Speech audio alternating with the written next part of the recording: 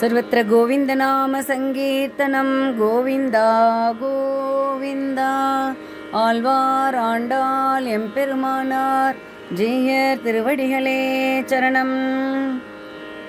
திருப்பாவை பாசுரம் 20வது பாசுரம்.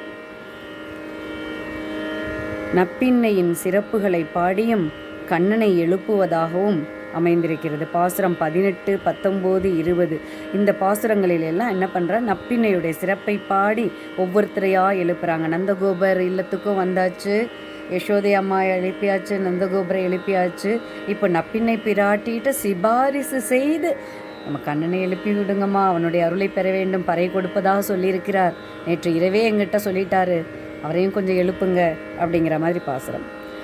33 அமரர்க்கு முன் சென்று கப்பம் தவிர்க்கும் களியே துயிலெழாய் செப்பமுடையாய் திரளுடையாய் செப்பமுடையாய் திரளுடையாய் செற்றார்க்கு வெப்பம் கொடுக்கும் விமலா துயிலெழாய் செப்பென்ன மென்முலை செவ்வாய் சிறு மருங்குள் நப்பின்னை நங்காய் திருவே துயிலெழாய் உக்கமும் தட்டொழியும் தந்து உன்மணாலனே இப்போதே எம்மை நீராட்டேலோரெம்பாவாய்.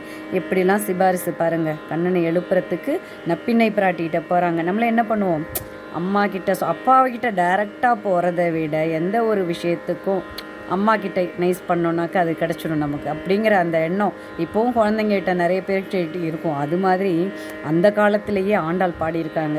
33 அமரர்க்கு முன் சென்று 33 கோடி தேவர்கள், 8 வசுக்கள், 11 ருத்ரர்கள், 12 ஆதித்தர்கள், 2 அஸ்வினி தேவர்கள், ஆக மொத்தம் 30 முக்கோடி தேவர்களும் அவர்களுக்கு முன்னாடி அவர்களுக்கு எந்தவித துன்பமும் வராதபடி, கப்பம் தவிர்க்கும் துன்பம் வராதபடி போக்கும் கலியே வீரனே கலியுக தெய்வமே துயிலெழாய் நித்திரையிலிருந்து எழுந்திருப்பாயாக செப்பம் உடையாய்.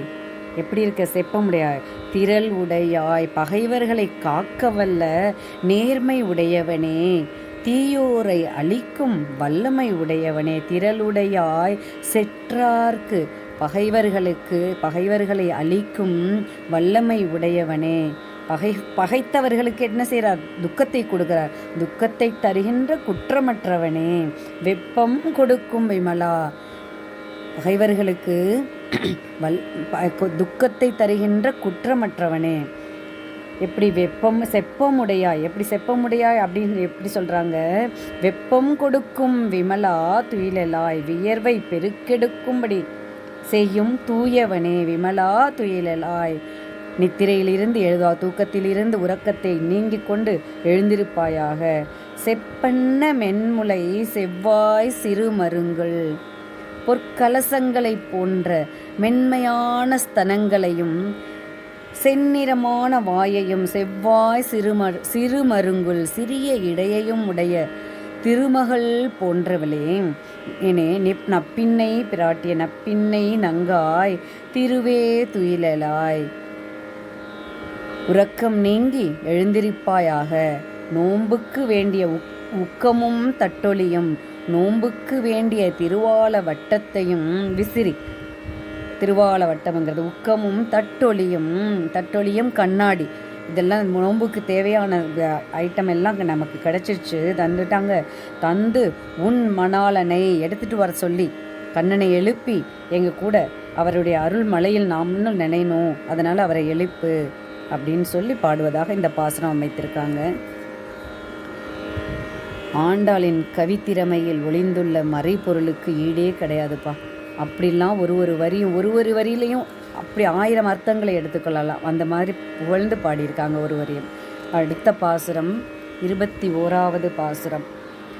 ஏற்ற கலங்கள் எதிர்பொங்கி மீதளிப்ப மாற்றாதே பால் சொரியும் வள்ளல் பெரும் பசுக்கள் ஆற்ற படைத்தான்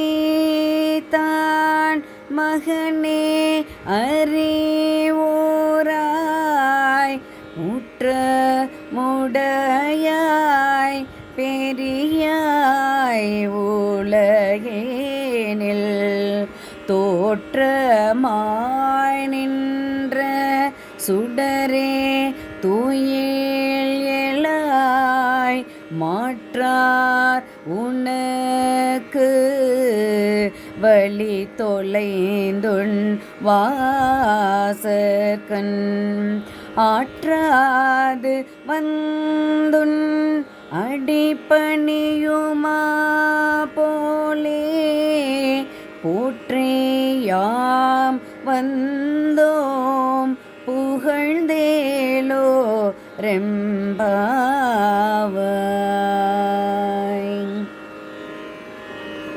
ஏற்ற களங்கள் எதிர்பொங்கி மீதளிப்ப. எப்படி இருக்கான் ஏற்ற களங்கள்? பாத்திரம் கொண்டு வந்து கலங்குனா பாத்திரத்தை சொல்கிறாங்க. பாலை கறக்கிற மாதிரி பாத்திரம்லாம் வச்சுருப்போம் இல்லையா, அந்த கறக்கிற அந்த பாத்திரம் ஃபுல்லாக பொங்கி பொங்கி வழியும்படியாக இருக்கான்.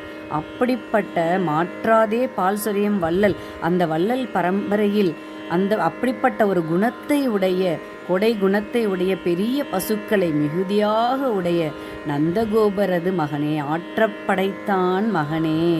வள்ளல் பெரும் பசுக்கள் எப்படி இருக்கு? அந்த அப்படி ஒரு பசு, அப்படிப்பட்ட வள்ளல் தன்மை உடைய அப்படி இருக்கு. அந்த மாதிரியான பசுக்களை உடைய ஆற்றப்படைத்தான் மகனே, நந்தகோபரையுடைய மகனே, எழுந்திரு பெரிய மகனே, அறிவுராய் கேட்டுக்கோ, எழுந்திருப்பாயாக. எப்படி பெரிய பசுக்களை மிகுதியாக உடைய நந்தகோபரது மகனே எழுந்திருப்பாய். ஊற்றமுடையாய் பெரியாய் உலகினில் வேதங்களில் ஊன்றி இருப்பவனே, பெரியாய் அவ்வேதங்களினாலும் காண முடியாத பெரியான பெருமை உடையவனே, அப்படிப்பட்ட பெருமை உடையவனே, உலகினில் தோற்றமாய் நின்ற சுடரே. எப்படி இருக்க அந்த உலகத்தில் திரு அவதாரம் எப்படி எடுத்திருக்கார்? அவதரித்து இந்த உலகத்திற்கெல்லாம் அவதரித்து நின்ற ஒளிவடிவானவனே, நல்ல ஒளிச்சுடரே, நின்ற சுடரே, துயிலலாய் உறக்கம் நீங்கி எழுந்திருப்பாயாக. பகைவர்கள் மாற்றார் உனக்கு வழி தொலைந்து உன் வாசற்கண். எப்படிப்பட்டாங்க பகைவர்கள் எல்லாம் உங்ககிட்டலாம் மாட்டிட்டு இருக்க முடியுமா? எத்தனை நாள் இருக்க முடியும்? அவங்களால முடியல. உன்னுடைய அருள் கிடைக்கணும்னு சொல்லிட்டு உன் வாசலுக்கே வந்து விழுந்துட்டாங்க. உன் காலடியிலேயே வந்து அவங்க எப்படி விழுந்துட்டாங்களோ, அந்த பகைவர்கள் எப்படி உன் வாசலுக்கு வந்து விழுந்துட்டாங்களோ, அடிபணியுமா போலே போற்றியாம் நாங்களும் என்ன பண்ணுறோம்? உன்னை கொண்டாடி பல்லாண்டு பாடுவதற்காக வந்துவிட்டோம். காத்து கிடக்கிறோம், ஆற்றாது நாங்களும் காத்திருக்கோம் அப்படின்னு சொல்லி இந்த பாசுரத்தை முடிக்கிறார்கள். அதாவது பகவானிடம் நம்மை அர்ப்பணித்து விட்டுட்டோம்னு வச்சுக்கோங்களேன், நம்ம அவர்கிட்ட சரணாகதி ஆகிட்டோன்னா அவங்ககிட்ட நம்ம தப்பிக்கவே முடியாது, அவர் நம்மக்கிட்ட தப்பிக்க முடியாது. அந்த மாதிரி அதனுடைய உட்கருத்து எப்படி இருக்குன்னா இந்த மாதிரி இருக்குது. ஒரு தலைமுடிக்கே சாஞ்சிட்டார் கண்ணன். மாலையில் ஆண்டாள் கொடுத்த மாலையில் முடி இருக்குங்கிறதால தானே அந்த மாலைக்கே சரணடைந்தவர் ஒரு முடி இருந்ததால் அவர் என்ன ஆகிட்டார்? சரணாகதி ஆகிட்டார். அந்த மாதிரி ஆண்டாள் கிட்ட பட்ட மாதிரி நம்ம கிட்டேருந்து தப்பிக்க நம்ம அவர்கிட்ட சரணடைஞ்சிட்டோன்னு வச்சுக்கோங்க, அதுக்கு ஈடு வேறு எதுவுமே கிடையாது. நம்ம காட்டுற மாசற்ற அன்பு அவர்கிட்ட கட்டாயம் அவரை வந்து நம்ம பெருமாள் நம்மக்கிட்டேயே வந்து சேரும்படி இருக்கும். அந்த மாதிரி உணர்த்தது தான் இந்த பாசுரம். தொடர்ந்து அனுபவிப்போம். அடுத்த பாசுரம் 22வது பாசுரம் அடுத்த பகுதியில் பார்க்கலாம். ஆழ்வார் ஆண்டாள் எம்பெருமானார் ஜீயர் திருவடிகளே சரணம். ஆண்டாள் திருவடிகளே சரணம்.